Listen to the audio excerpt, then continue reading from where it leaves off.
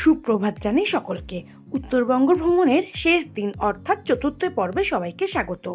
আমি এখন রয়েছি দারাগাঁওতে। ভোরবেলার দৃশ্যটা কিন্তু ঠিক এমনই ছিল। ভোর 5টা সাড়ে 5টায় উঠে দেখছি পরিষ্কার আকাশ আর ওই যে দূরে কাঞ্চনজঙ্ঘা দেখা যাচ্ছে।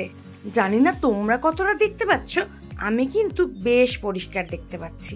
আমি রয়েছি এখন অনুমিকা হোমস্টেতে। তোমরা যদি কখনো দারাগাঁওতে আসো অবশ্যই এই হোমস্টেটা নেওয়ার চেষ্টা করো, ভীষণ ভালো ভিউ। সকাল সকাল কাঞ্চনজঙ্ঘা দর্শন তো হয়েই গেল, তারপর চা খেয়ে স্নান করে গরম গরম লুচি আর আলুর দম সাথে ব্রেকফাস্ট তো একেবারে জমে ক্ষীর। এরপরে সেজে গুজে রেডি হয়, চলো কোথায় যাব দেখতে থাকো। দারাগাঁও থেকে বেরিয়ে যেতে যেতে পথে চোখে পড়ল একটা হনুমান মন্দিরের। তাই ড্রাইভার দাদাকে বললাম 2 মিনিট সময় দাও, একটু ঘুরেই চলে এলাম ডেলো পার্কে। ডেলোতে কিন্তু প্যারাগ্লাইডিংও হয়, তবে মেঘলা আকাশের জন্য কিছুক্ষণ বন্ধ ছিল সেদিন। ডেলো পার্ক ঘোরা তো হয়ে গেল, এরপরে চলে এসেছি কালিম্পং এরই একটা সুন্দর নার্সারিতে। কালিম্পং এর অতিশা রোডে অবস্থিত পাইন ভিউ নার্সারি। এখানে বিভিন্ন প্রজাতির এই ক্যাকটাস গাছগুলো তোমরা দেখতে পাবে। আমার তো ঘুরতে বেশ ভালোই লাগছে। এখান থেকে অনেকেই ছোট ছোট গাছও কিনে নিয়ে বাড়ি যাচ্ছে, তো তোমরা চাইলে কখনো এখানে এসে গাছ কিনতেও পারো। নার্সারির সামনেই রয়েছে চিত্রভানু হাউস। প্রতিমা দেবীর প্রতিষ্ঠিত এই বাড়িতে রবীন্দ্রনাথ ঠাকুরের বিভিন্ন শিল্পকলা এখানে রয়েছে।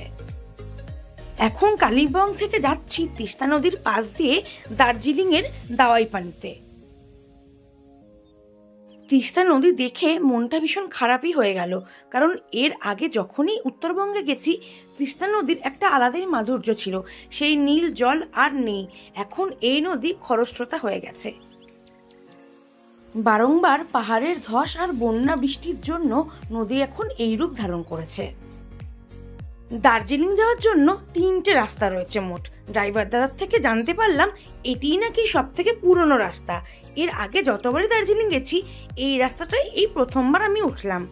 দার্জিলিং এর পথে যাচ্ছি আর পাহাড়ের গায়ে এইরকম চা বাগান থাকবে না তা তো হতেই পারে না। তাই চটপট নেমে পড়লাম চা বাগানে। বেশ কিছুক্ষণ ঘোরাঘুরি করে আর কয়েকটা ফটো তুলেই যাচ্ছি এখন লাঞ্চ করতে। একটা সুন্দর রেস্টুরেন্ট চোখে পড়লো, গাড়ি থামিয়ে চলে এলাম এখানেই খেতে। আজকে সারাদিন ঘোরাঘুরির পর তো ভীষণ খিদে পেয়েছে, তাই চটপট অর্ডার করলাম রাইস, ড্রাই চিলি চিকেন আর একটা মিক্সড নুডলস। মিক্সড নুডলসটা পুরোটা খেতে পারিনি, যদিও সেটা রুমে নিয়ে চলেই গেলাম। তবে বাইরের ভিউটা কিন্তু মন্দ ছিল না, আর সাথে খাবার কিন্তু দারুণ টেস্টি। গেছি দাওয়াই পানিতে, তোমাদেরকে ভিউটা দেখাচ্ছি।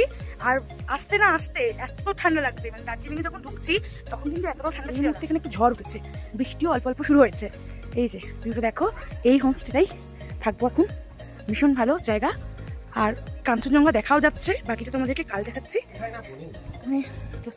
আর ঠান্ডা বেড়ে গেছে হঠাৎ, মানে এতক্ষণ কালিম্পংয়ে যতক্ষণ ছিলাম বা লামহাটাতে ঢোকার পরে পরে শুরু হয়েছে ঠান্ডা। আজকে আমাদের ভ্রমণ কাহিনীর শেষ দিন, কালকেই বাড়ি চলে যাব।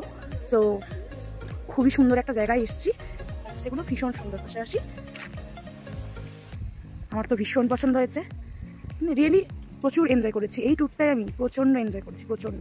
দাওয়াই পানিতে কিন্তু এখন ভীষণ ঠান্ডা, আর এই হোমস্টেটাও কিন্তু মন্দ ছিল। এই জায়গাটা কিন্তু টোটাল অফবিট। যারা একটু ফাঁকা পছন্দ করো তাদের জন্য একদম পারফেক্ট। আমার তো ভীষণ ভালো লেগেছে। বলতে বলতেই সন্ধে নেমে এসছে, আর ওই যে দূরে দেখছো লাইট জ্বলছে, ওই জায়গাটা কিন্তু দার্জিলিং ম্যাল। শোনা যায় এখানে নাকি রাতের বেলা চিতাবাঘ বেরোয়, তাই রাত্রিবেলা ঘরের ভেতরেই ছিলাম, বাইরে আর বেরোয়নি।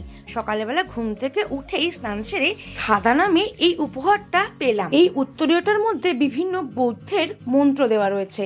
এটা নাকি গুড লাকের জন্য। দাওয়াই পানিতে সবাইকেই নাকি এই উত্তরীয়টা পরানো হয়। আর তার সাথে উপরি পাওনা বিজয়া দশমীর দিন দাসাই নামে যে উৎসবটা পাহাড়ে হয়ে থাকে, অর্থাৎ এই টিকা লাগানোর যে ব্যাপারটা, এইটা তো আমার সব থেকে পছন্দের।